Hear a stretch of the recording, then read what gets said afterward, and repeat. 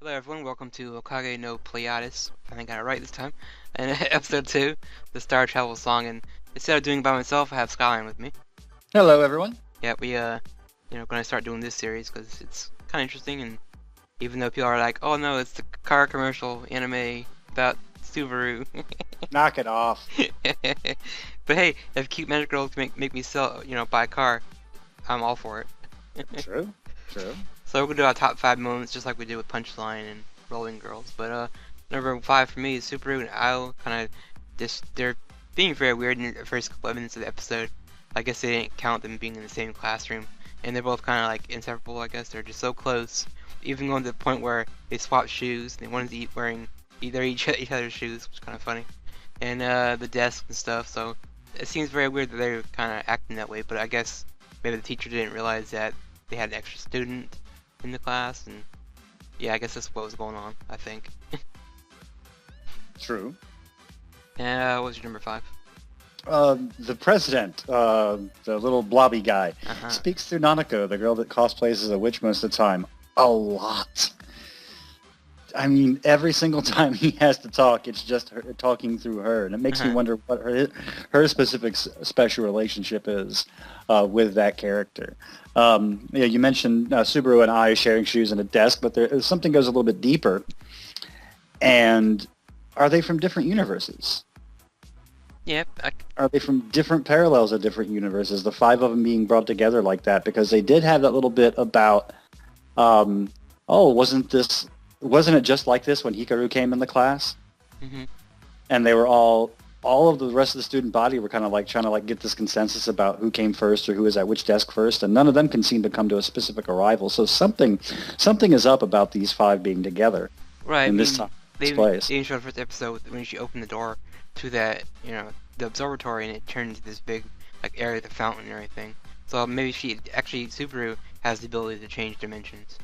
Maybe she's got something special like that, because Or she holds the key to something like that. right, Yeah. they mentioned in the beginning before that they were gone and they came back. So it's like maybe she's jumped dimensions before, and it's just maybe, like you said, another parallel world, which will be interesting. I mean, seems kind of deep for this series, but I mean, given who's producing it, I guess it's not really that. I mean, Gainax after all. I mean, they're not. I mean, they're pretty good on that stuff sometimes, throwing that in there, but yeah. So. But sometimes not, but sometimes yes, that is more or less their bread or butter, mixing up the style of way and way they tell the story. Yeah. Number 4 would be Magical Witch Girls in training, learning how to fly with those car brooms. I guess you could call them engines. Or I guess that's what they call them, engines, I guess. But that was interesting just watching them as teacher. Usually in Magical Girl series, you don't really get a lot of that, where someone actually is teaching them how to use the powers and everything. Usually it's the cliche thing of they're thrown into this world, and there you go. That's all you get. Basically, I'll learn on your own. Every Magical Girl series I've ever seen is kind of like that. They don't really have a teacher figure, but this is kind of different. They're actually showing them how to do it and everything. Yeah, in Madoka at least we got to see the Homura got to kind of have like a test run where she had to use a golf club to beat the crap out of a trash can. Right, that's true. So it was kind of interesting to see that. What was your 4? Right when the right when Nanaka was about ready to explain some things that were going on, she got interrupted, and it was just really strange, because it was just like one of those moments like, aha, now I'll tell you and let you aware of what's going on. Oh, wait a second, I'm being distracted, let's go this way. And then even when she comes back, it's almost as if she continued the conversation without them. And then when she finally caught up with them, she kept the conversation going, so there's a bit in the middle that's missing.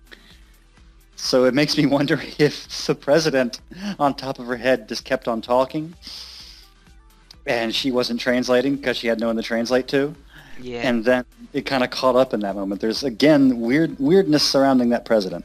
Yeah, there is, definitely. I'll agree on that. And number 3 for me is kind of a different type of note here. Is just Subaru overall. I think this episode was starting to a little bit annoy me. I mean, she was kind of complaining a lot. And you usually have the characters in anime who tend to repeat everything someone says. To me, that gets a little annoying. I mean, when they say something like, don't go over there, and then 2 minutes later she's saying the same thing the other girl just said. So it's like, it kind of gets a little annoying for me to hear a character just constantly repeating everything someone else says. So it's like, it's like, annoying sometimes. And then when she got the strawberry milk, Subaru gets up and runs off for some reason. I'm like, oh, okay, well, I guess we're doing this drama moment. And so to me, she comes off as being a little bit annoying sometimes. But she got better at the end. But overall, just maybe her. I know she's thrown into this world kind of out of not really used to it. So I do don't hate her as much because of that because it's not really her fault. But I don't know. To me, she just kind of came off as being annoying this week. Nah, she's 12. Let's give her a break. Right, that too. I mean, I kind of was thinking about it afterwards. Like, just I don't know. I think just her needs to get used to it, and when she does, maybe she'll become a bit better. And she did at the end. I mean, for now, she's kind of worried more about her being friends with Al than the world, anything else right now. So Yeah. I guess she's got her mind elsewhere. hmm You're at number 3. I like that during the training that all of them, they kind of excelled at a type of flight or what they did while they're flying. Hiraku, the twin-tailed blonde, was very acrobat or aerobatic, as it were. Itsuki, the one with the generous tracts of land, almost too generous tracts of land, as it were, has like that great balance. And Nanako has that kind of like that Zen approach to where she can just kind of like hang upside down and do all that sorts of stuff. And Aoi just has speed. I mean, she's just really good at being able to read the wind and judge it was the best way to accelerate and things like that. So they all have something to teach Subaru, and maybe she'll excel at her own type of flight. Right, I'm trying to think what kind of flight she would have. Maybe she can go higher than all of them. Maybe. Perhaps. Altitude, maybe. hmm Because they do keep hinting at the moon. So I'm like, I wouldn't be surprised if Subaru can actually fly to the moon. And then all Or the other braking girls. power. Or braking power. Yeah. I mean, it's or drifting, something like that. Right, yeah. Yeah, And Can you drift midair? I don't know. I mean, you can do aerial tricks, maybe. That's what she can do. Maybe Highway, she if you're can shoot listening in, tricks. let us know. Jero, Highway, if you're listening in, please let us know if you can drift midair. Yeah. Yeah, now that you mention it, for me, every time I see certain characters in this series, I think of it's a very weird comparison, but Sabigabu. Because the girls are kind of similar. They're, the president's very, I guess, straightforward and doesn't really do a lot. I mean, she's kind of very serious, 90% of the time. So it almost feels like me, and I'm thinking, well, Gainax did make that series too, so it makes sense why they would maybe some of the characters act the same, and just kind of a random thought. Just give them some airsoft guns and we're good to go. My number 2 would be just another weird observation that Nanako's witch bunny outfit thing is kind of a cute outfit. I mean, they do say at the very end they're making a cosplay club to get away with magical girl stuff. Just kind of funny. They're gonna get away with that. But yeah, I don't know. Nanako, I think she's probably my second favorite so far of the series. She's just very interesting, especially like you said, the president on her head, and she's translating through him. I think that's kind of funny. Yeah. I like that. Number 2 for you. Subaru's key works on any door. It always takes her to that place. In the first episode, and indeed in the web series, it was to the observation room that she first opened the door. So we thought that the observation room was that magical space, but now she goes into a bathroom, or she went to some sort of bathroom or some sort of school premises room, and it opened up into the same room. So next episode we'll probably get another place that it opens up. Right, that's true. Or is Kind it? of reminds me. Go ahead. Kind of reminds me of a show that was on about 10 years ago on the Sci-Fi Network called The Lost Room, where the guy had a key that could, it could connect any door to any other door. Nice. Yeah, that's true. And I also noticed before, I think it's actually a car key too. If you look at it. Yeah, someone did point that out. It is a Subaru car key. So it tells you maybe, hey, if you got a real Subaru car, maybe you can open dimensional portals to other rooms. Good. But yeah, I think it's also that, and maybe it's a little bit of the redhead. I mean, obviously he is the main villain. I mean, who else we have seen so far that has red hair, and is a guy.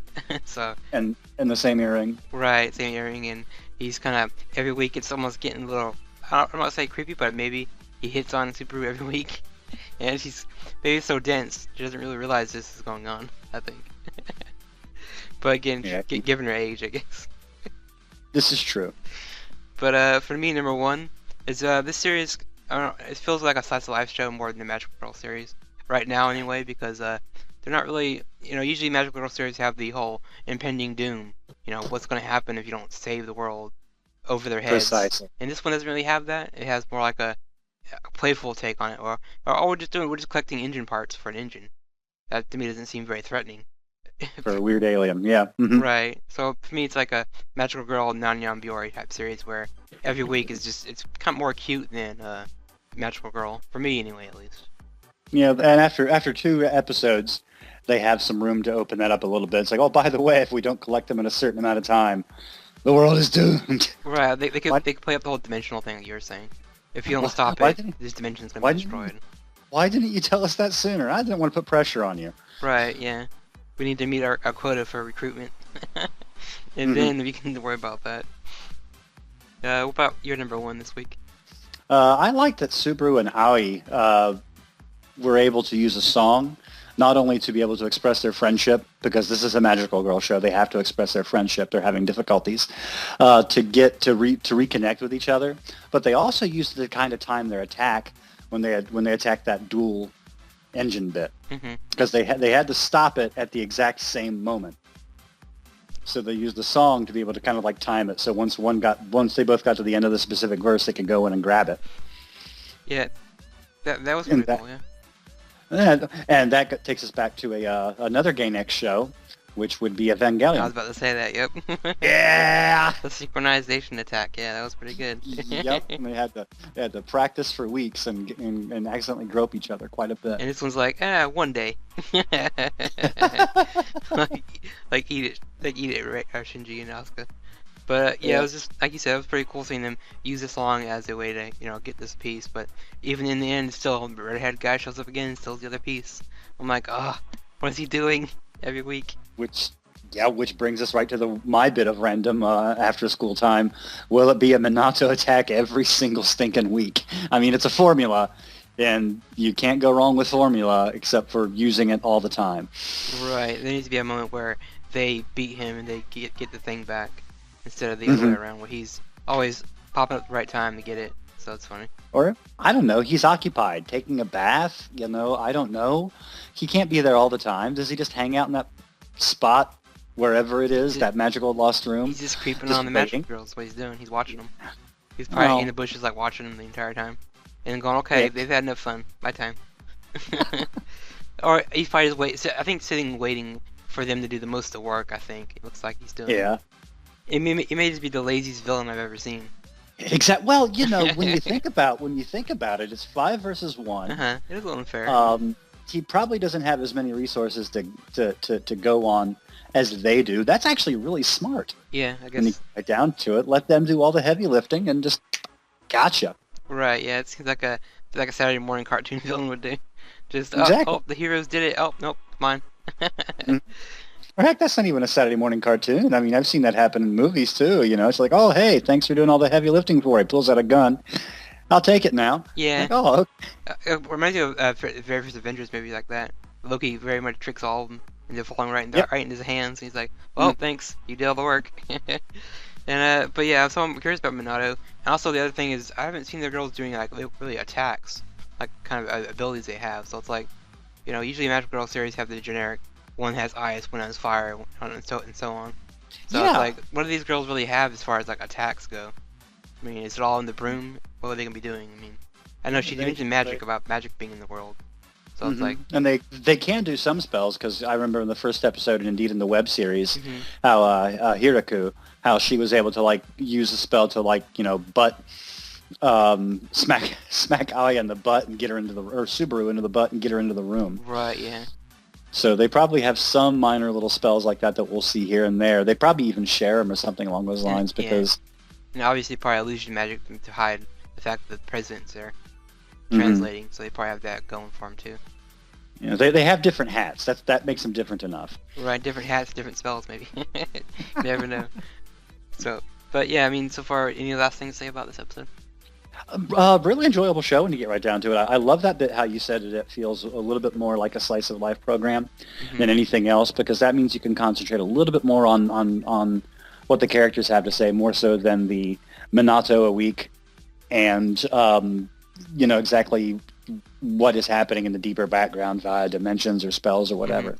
Cause usually, like I said before, magic girls usually like we always seen them that it's always just a threat coming to the world. They don't stop it. You know, something's Hmm. gonna happen. So this series is Yep. kind of putting that in the background, like you said, not really setting that as a focus right now. Yep. And with the themes they got going, I don't think it's gonna be that big of a threat. But you know, a lot of people lately, I mean, they get a kick off magical girls doing the whole dark thing, which is a common thing we've seen lately in any of these magical girls, even like Yeah. the recent ones coming out, I guess. Yeah, the most recent one being, I mean, we get the comparison. Is like, is it anything like Yuki Yuna? I'm like, they're different animals. You Right. know, they're different animals. I mean, every magical girl show has to kind of have its own little twist. Hmm. And maybe the dark magical girl thing is over for now. Right. Yeah. I mean, for now I hope so, but I mean, part of me does enjoy it because it does get a chance to explore different types of things that these girls can go through. But all the times it just comes off as the same old thing people always say. It's a Madoka type of series, and for me, I just everyone who knows me on Menor knows that it's not really something I really enjoy. When people say it's just it's like I want to say every show doesn't have to be the same. This one can be Mhm. different. Yuki Unit can be different. Even the one about this Tayo, the sun one, can be different as well. So. But yeah, I'm looking forward to episode 3 if they get to the focus of the plot, what's going on. Mhm. So I guess we'll see you guys next week for episode 3. Later on, folks.